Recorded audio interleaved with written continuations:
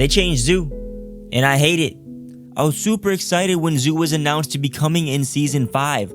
I liked the map in Black Ops 1. I mean, it was on my top 10 map remakes video I made right before Cold War launch. So I loaded up Zoo anticipating to make a happy, nostalgia-filled video like I did with Drive-In, and then it happened. I tried running towards the Lion's Den to discover they chopped off 1/3 of the original map. At first, it may not seem like a big deal, especially if you've never played the original Zoo, which, by the way, if you fall into that category, I jumped onto Black Ops 1 to record some gameplay to show you the differences between the two versions. But let me tell you why this changes gameplay drastically for the worse and why this map doesn't feel anything like the original Zoo. Hi everyone, welcome to the channel. If you could go ahead and tap that like button, that'd be greatly appreciated. If you're not subscribed, consider subscribing. So let me make it clear, Zoo in Black Ops 1 felt great to play on. It was a medium-sized map that felt pretty spacious but still had a lot of action going on in it. There were multiple flank options, multiple power positions, and lines of sight to counter them. And it had a great flow to it. You could rush around with an SMG or be passive with an AR, snipe, pretty much whatever playstyle you wanted to roll with worked.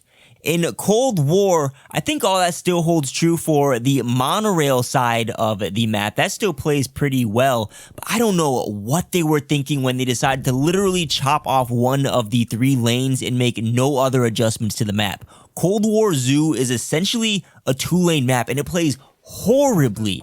Technically, you still have the 3rd lane on that truncated side, but it's so small and designed so poorly. There's minimal cover on that lane, there's barely any lines of sight, and if an enemy is camping on either side of the map there, it's game over. You're better off running back to the spawn and taking one of the other lanes to navigate across the map. Let's take a look at Black Ops 1 Zoo for comparison. You can see it is way more spacious and nuanced. On the C side of the map, there is a path from the back of the spawn that's symmetrical with the opposite side that leads into the extended play space that is way beyond the Cold War cutoff. You can see there's an elevated line of sight above the fake cliff, and to the left of that, there's a ladder to climb up to look over the entire lane. And both these spots counter the Lion's Den rock on the opposite side of the map. In the middle, there's various cover and paths to weave in and out of. You're essentially a step away from having a line of sight to any part of this lane. And Zoo played great. It played fine. I see nothing wrong with this map layout. I don't understand the benefit of straight up removing this lane in Black Ops Cold War and making no other adjustments. I'm going to assume the goal was to tighten up the gameplay, speed it up a bit.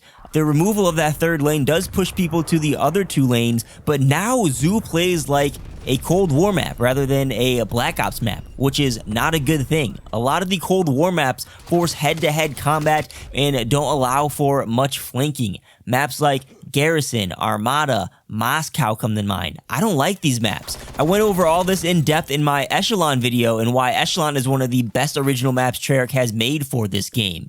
In Cold War Zoo, again, the monorail side is pretty fluid, but the middle of the map feels very brute force to me. It's a wide open area and there's lines of sights and power positions pretty much everywhere you run in the middle of that map. There's no flanking options or alternate routes or cover to move behind if you want to cut across the middle lane, except for that truncated 3rd lane that they decided to shorten down. But that lane's just as dangerous to travel on. So you see the issue here? This map feels very lopsided now. They should have put some more thought into the change if they wanted to trim the map down.